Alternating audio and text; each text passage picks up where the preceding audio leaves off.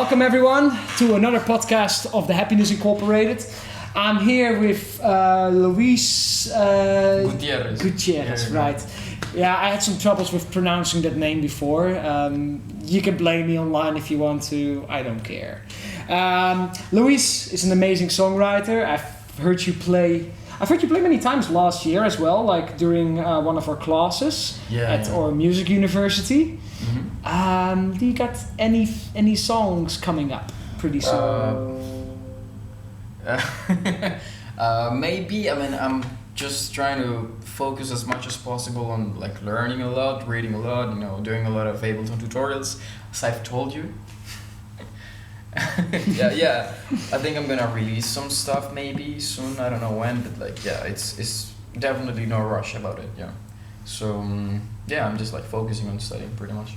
Preparing, slowly soaking up all the information. Yeah. I get you. I mean, it's pretty good to I don't know, like get yourself educated first. Mm-hmm. And then release something when something is really, really good. Yeah, like when something's worth showing, I guess. That's like that's my concern. Like, when I really feel like, okay, this is really cool. Then let me ask you a question. What? Why do you feel the need to show this to the people? Why do I need to show it? Yeah. Well, music is a very interesting thing. It's like, I think you could describe it as a bunch of patterns that align and disalign them, like over time. And I find that very meaningful and beautiful. So beautiful and meaningful things I think are worth sharing. So that's why, I guess. Okay, and that's not. I'm looking for a bit of a different answer. Why do you feel the need to share it? Why will that matter? Why does it matter to me? Yeah. Okay. Because I think that there's a higher value of the beautiful and meaningful things that are capable of keeping you through the day. For me, that is music in a lot of senses. And I think that because of how nice it is to me, like how much meaning it has to me, I think that maybe it could also be the case for other people. So that is why I think it's worth sharing. So this is kind of like the thing. If it gives you a nice feeling, right? This is kind of where I want to go with it. Yeah, but I wouldn't describe it as a feeling though. Like it's not just that. Like there's this. I think it was like Alexander Luria. He was a Russian psychologist that he talked about this sense, like more like the same way you smell or you see. And he said like we have something that like tells us that we are in the right place at the right time. He called it like the what was the name? It was something related like to your own development. I think like the place of optimal development. It was something like that. I really don't remember. Like I stopped studying psychology like 4 years ago, so my brain is kind of fried now. But that is something that is more than a feeling. It's more like it is like an instinct more than that. So that's the word that I would use to describe that feeling, that thing, that instinct, more than that. Yeah. Okay. That's why we are a bit different, I would say, because for me, like I'm not really sure why I need to release the music. I'm not really sure why I'm even doing this podcast. I'm not even sure why I'm even here. Yeah. And that's kind of where I want to go to. Like I want to talk about positive nihilism. And nihilism in general, because it's such a fascinating concept to me. I myself, I'm an atheist, so it's a bit more easier to get into this kind of this way of thinking, really. Yeah.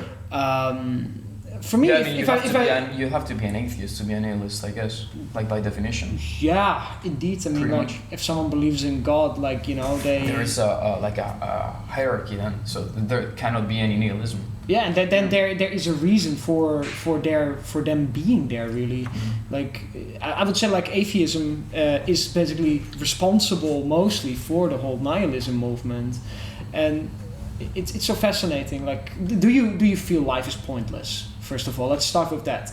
Pointless? No, I don't think it's pointless. No? So No. what is your end game in this whole Well, I feel like life is something really fucking close to suffering.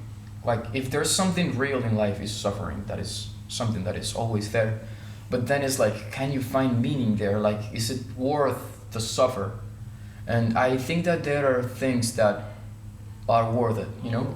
Could you give me an example? Like, why is it worth to... Yeah, I'm gonna give you a very good one. Okay, I'm very curious. Release by Pearl Jam, their first album. That is a great fucking song. Yeah. Yeah, I think that's a great reason to keep on living. But, yeah, I was like expecting like this is the reason why everything matters in life. I was kind of like an album, like huh? No, I was not expecting that actually. I mean, it's quite personal because it's one of my favorite songs. But like, I feel like it's not only like to that personal level. It's like also maybe family for some people. Could also be work. For some people, it's like giving their life to God, or like I guess it varies with each person. But like if you find a reason to keep on living, then I mean that is enough for you, I guess. Yeah, I mean like this is why I love positive nihilism so much. You know, like I don't think life has any meaning. We are not special. You and me are nothing but a bunch of molecules on a big fucking rock.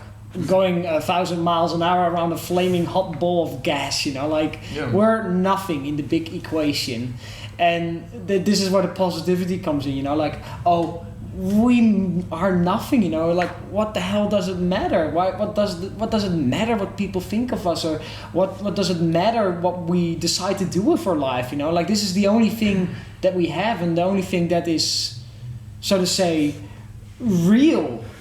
Really, like. So what drives you? What drives me? What drives you? I mean, you already answered this question, I guess, because you said that you don't know what makes you do this podcast or have the whole Brooks Orion project and all these things. But I guess this is a nice place then, like to analyze that, because I feel like more than what we say, the things we do say more about who we are. So you definitely have a reason behind that.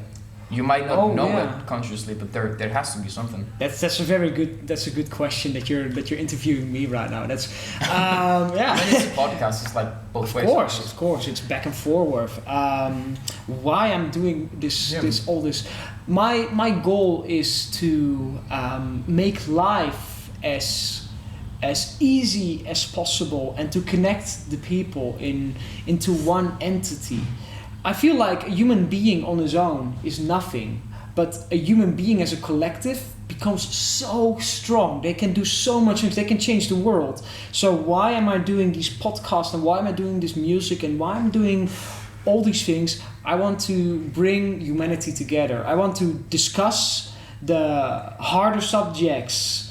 I want to touch the controversies, make them open. And I want to bring freedom to everyone. I want people to have the freedom to hate, the freedom to love, and everything in between. A human being together as a collective is strong. And I would say I would want that because I want to connect everyone in the universe together as in one big being, so we can see powers that were never imaginable. So in one word, curiosity. That's what drives me. I hope that's a sufficient answer to your question. I think it's really interesting. There are two things that like came to mind when you answered. The first one is that you use the word easier, like make life easier. Would you like to like maybe go a little bit deeper in that? You mean like how I plan to achieve it, or what I mean by easier? Mm-hmm. The second one. Okay, so life is about this circle. It's a very Buddhistic kind of view that I have on this. Buddhistic. Yeah. That's really far from nihilism. I know, but it's I take a bit of everything because there are certain things of Buddhism that I don't agree. But what I do agree is the samsara, what they talk about, the circle of suffering, so to say. Yeah. And basically what they say, if you escape the circle of suffering, you become enlightened. You become the Buddha, so to say. Sure.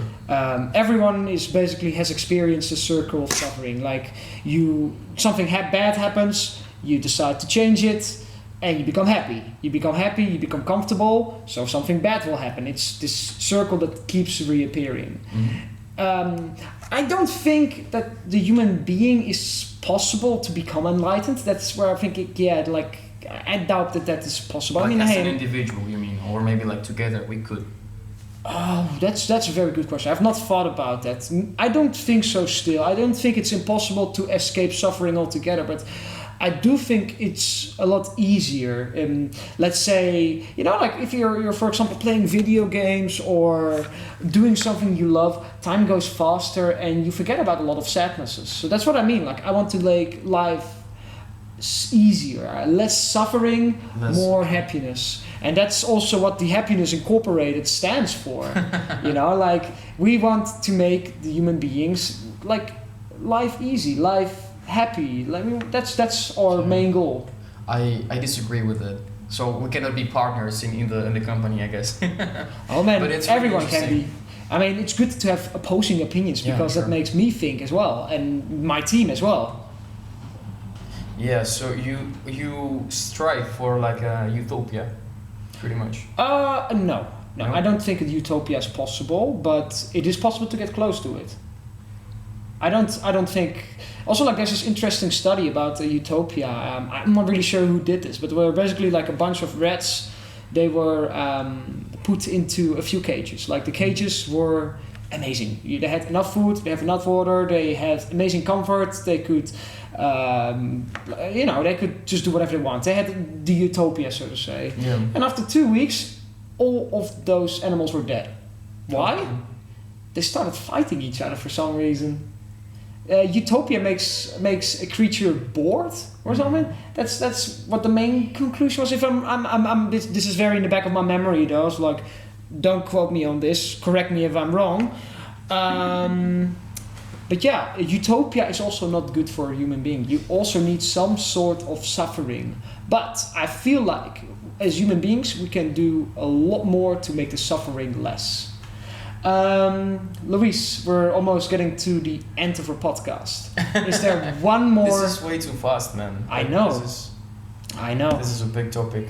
It is. We can sit around here for hours. But I do need to ask you for a closing statement. Is there one thing you want to say to everyone who's watching? It could be about yourself, could be some advice you want to give to the people. It could be about the subject, it could be what you think of this podcast in general, anything really. I don't know. I guess like the one thing that comes to mind is the last movie that I watched, which was The Joker. I think it's a really nice movie. I think people should watch it, and yeah, I guess like be more conscious about like mental health and things, like bring more awareness to that, to see how real it is. And yeah, I guess that's one way to like decrease the suffering in the world and realize that it is a very real thing. Yeah, I guess that's what I would say. Watch The Joker. All right, everyone. Thank you for watching. Tune in next week for another episode. Nice.